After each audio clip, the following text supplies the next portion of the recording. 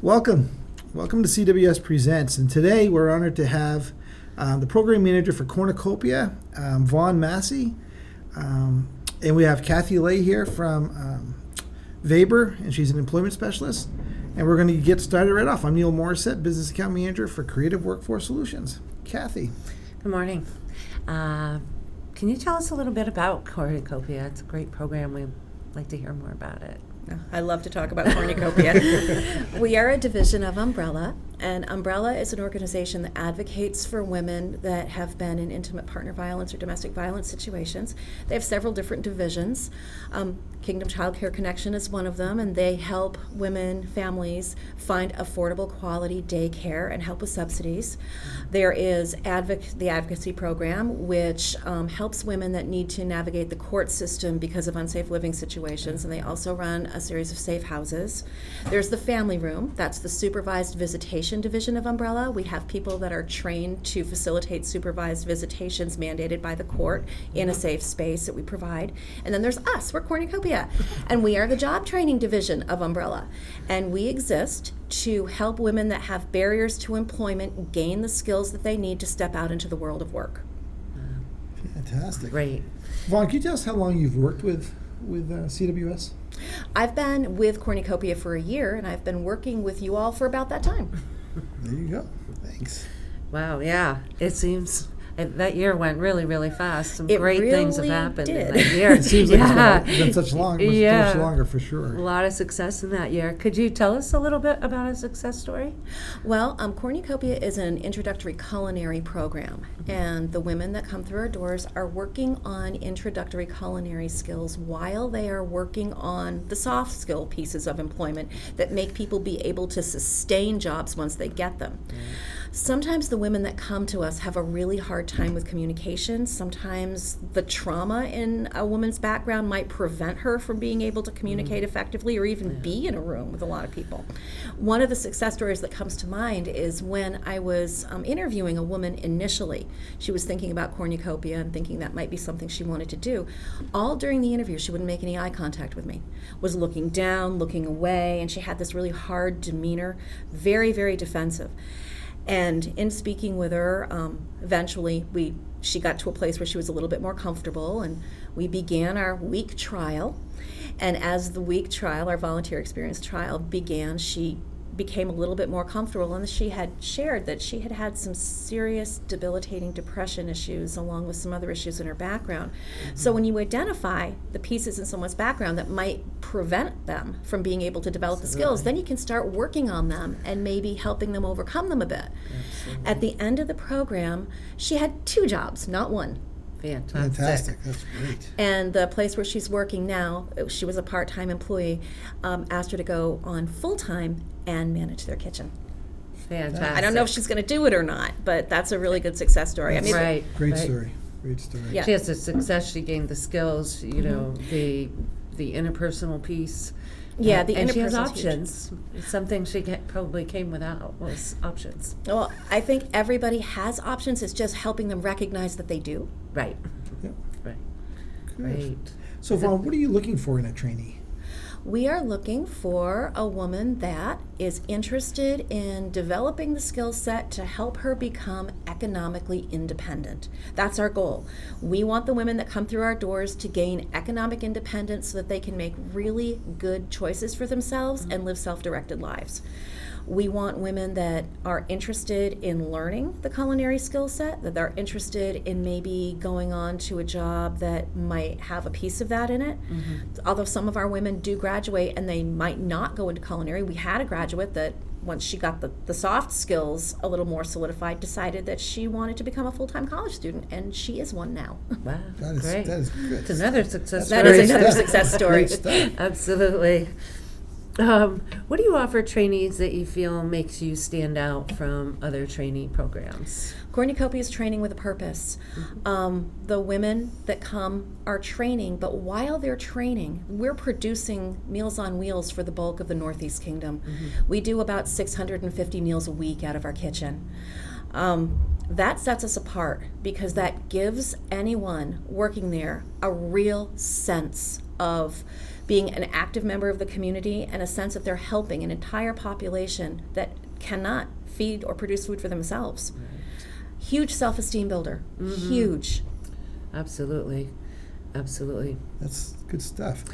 So what are the hours of operation? Like what would the day look like for one of your people coming in as a trainee? We are operational Monday through Friday from 8:30 to 3.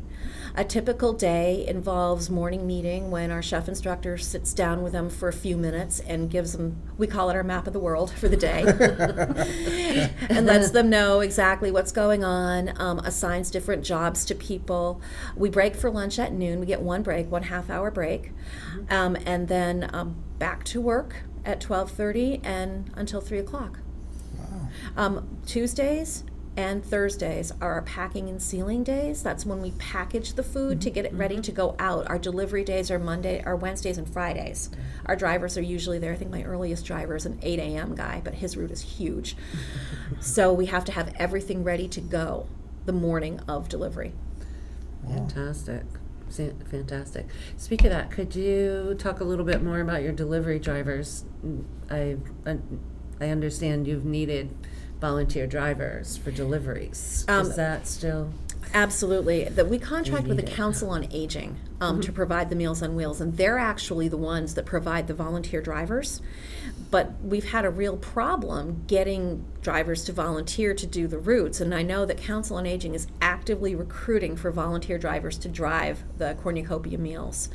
It's hard to find them, but there is a process to go through, and the Council on Aging would be the place to contact. But people depend very heavily on the food that they get. Some of the people will actually call us that receive the Meals on Wheels, ask if we have any extra. We do work with a percentage of that population that's very food insecure, so it's quite important that they get the meal deliveries. Absolutely. What ages, do you start out? Is there a minimum age that can start working at Cornucopia? Is it 18, 21, or what is the minimum age? 18. Because of the equipment in the kitchen, we like all of our trainees to be at least 18 so they can operate all of the equipment. There are OSHA requirements if you're below 18 as far as what you can and can't do. So 18, that's what we like. I guess another quick question I have is that, do they get any kind of certificate when they're done? Is there any... do you get like Serve Safe or anything like that right there? Absolutely. All our graduates will be Serve Safe certified. We give the Serve Safe test, and then they get a certificate of completion in Cornucopia. And we also work extensively to help them find employment after Cornucopia, and that's where Creative Workforce Solutions comes in. I think I have Department of Labor on speed dial. So we work really, really hard trying to find employment post-graduation. And if a woman has not found employment post-graduation for whatever reason, we also have some area businesses that are amenable to internship experiences that we could maybe put them in if that's applicable. Fantastic. That's great stuff. Fantastic. Is there anything else you'd like people to know, you'd like to share with us about the program or how it works? Well, very exciting news. We are going to be starting Cornucopia 2, which is a more advanced version of Cornucopia. We will be operating an artisanal gelato shop over at the Tasting Center, packaging pints for retail sale and frozen desserts also for sale, wholesale and retail. And this will give any of the participants in that program a bit more advanced level of training. We're looking for people that want some intense customer service experience, marketing, production, and product development. Wow, that's wonderful. I know you guys work with ladies, but if you ever need a taster, you can always call me up. Well, that sounds like quite the job. Yeah, I'm pretty excited about being a taster myself. Yeah. I think that one of the biggest things that I would like to say is that Cornucopia has done so much for the community. And in the training, and every time that we present anybody or send anyone down to you, what they get back, what they gain for themselves, not just the training, but what they feel about themselves when they're done, is probably one of the biggest things that is our selling point for you guys. We work really hard with that. We have to work as a team, and part of being able to do that is feeling really good about what you can bring to the table so that you feel like you're a part of something bigger than yourself. We work really hard with that.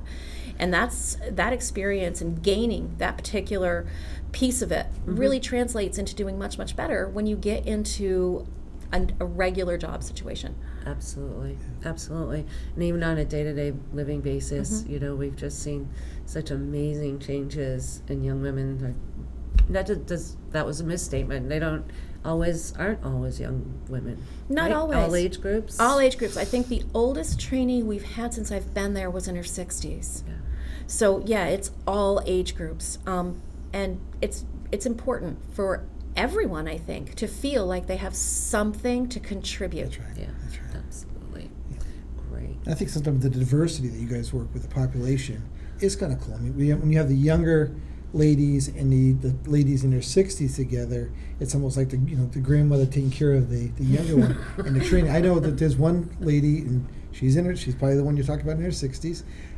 To hear how she enjoyed working with the youth, the younger ladies, she loved it.